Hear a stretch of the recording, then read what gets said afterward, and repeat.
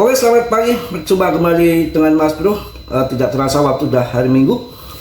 Kita akan sampaikan berbagai hal untuk kalian mengenai apa yang terjadi, dan Mas Bro akan bongkar perjalanan manipulasi strategi jurus-jurus maut yang digunakan well untuk melalap uang para retail ataupun para trader. Salah satu, kita harus tidak boleh serakah, cuan dikit sikat. Ataupun jurus yang maut adalah long invest, holder jangka panjang, dan membeli tentunya koin-koin yang tidak ngasal, dan fotonya harus dibagi dengan yang benar, serta money management harus dipakai secara maksimal. Namun demikian, tetap your riset sendiri, do your own research dalam dunia kripto berisiko tinggi. Mas Bro tidak bertanggung jawab atas kerugian kalian, semua kerugian ditanggung masing-masing. Sebelum membahas PP, saya akan memberikan suatu hal yang saya analisis dan sudah beberapa tahun yang lalu dan akan saya bongkar di sini. Ini adalah game permainan strategi yang kita harus mampu melewati daripada strategi ini. Mereka untuk permainan ini ibarat kita bermain catur, mereka akan menggunakan teknik-teknik yang berbeda-beda, yang berubah-berubah, yang susah untuk ditebak.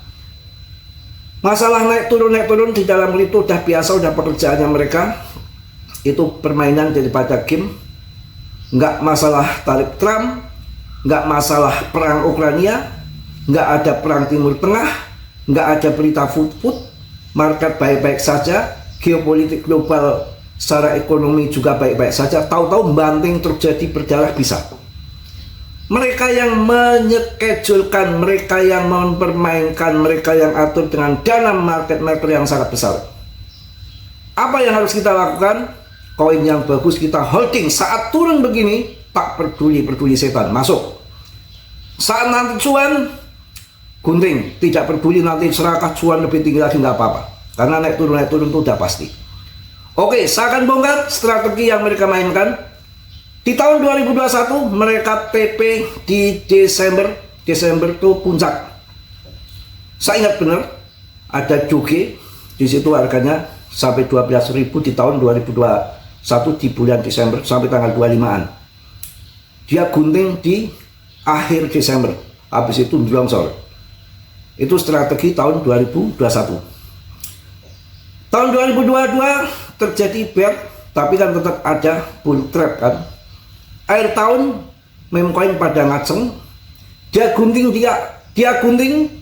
saya menilai nanti akan saya gunting di seperti tahun 2021 di akhir tahun supaya cuan besar di mepet tahun baru. Ternyata tahun 2022 diguntingnya di awal Desember, yang menunggu di akhir Desember ketinggalan, strateginya maju lagi.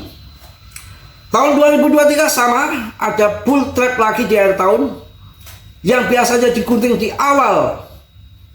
awal Desember, mereka gunting di pertengahan November, maju lagi. Itu permainan mereka loh. Yang nunggu, saya juga nunggu, tahun kemarin di ini nih, dia gunting di awal Desember, saya harus gunting di awal Desember juga. Ternyata tahun 2023 dia gunting di November, kita telat lagi. Tahun 2024 mereka gunting justru malah di bulan kemarin, kan puncaknya di bulan 11 ya. Makin kesini lagi bulan 11 mereka sudah gunting. Tahun 2024, tahun 2025 gila lagi, Oktober sudah dikelatak habis.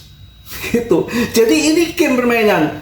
Ya, tahun 2025 bull, tapi Oktober sudah disikat. Nah, ini di tahun 2025 ini, di awal tahun ada undang-undang clarity aset, ada macam-macam kejadian. Bull sesaat di Januari, kemudian turun lagi. Mereka apa yang akan mainkan? Apakah ini dibanting dulu habis, nanti kuartal 1 di akhir mungkin Maret atau April akan pam lagi, bisa terjadi. Makanya mau berita ini berita itu dan segala macam udah nggak usah dipikirkan. Mereka ada permainannya, itu tak bongkar seperti itu ya.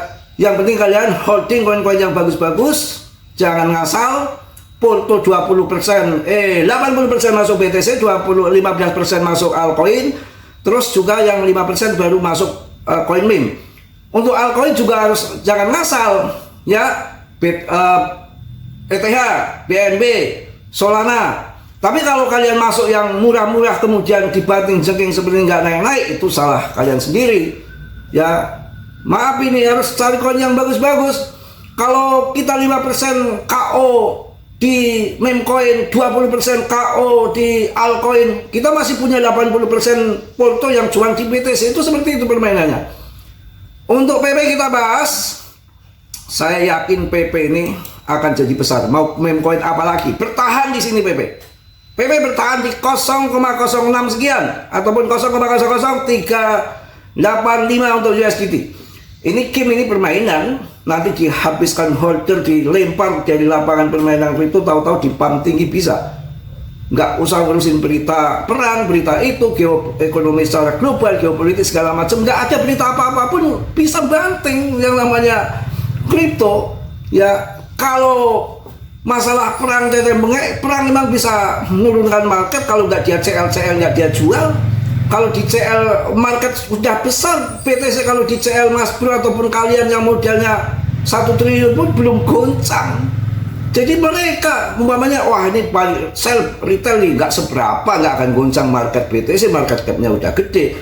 Kok bisa ambruk turun dalam? Ya mereka yang mainkan, yang mereka yang berperan, mereka yang atur kok, yang dana besar kok mereka. Jadi kalau berita itu hanya sebagai kambing hitam menurut saya. Itu pandangan saya pribadi ya. Oke, langsung kita lihat si PP-an. PP masih 26,8, hampir 27 triliun, aman. Holder meningkat lagi, wah medan. Kemarin 508.000, sekarang udah 510.000. Ya ini mantap ini ya, dengan rankingnya masuk ke 41. Good pokoknya. Mungkin pagi ini itu aja ya, kita gampang nanti siang dengan weekend nanti cari berita yang jos-jos lagi ya untuk kalian semua. Jadi nggak usah ragukan, nggak usah takutkan lagi, holder pun meningkat jos ya. Oke, yang positif kalian ambil, yang buruk kalian tendang. Tetap kiori saya sendiri dalam dunia kripto berisiko tinggi, bisa cuan mendadak, bisa membeli mendadak. Jadi nggak ngasal untuk masuk koin-koin. Oke, salah saya itu ya, Surodino Jaya Dingrat Lepur Tiding Pangastuti. Salam dari Tegal Mas Bro. Assalamualaikum warahmatullahi wabarakatuh. PPPPP Mak News.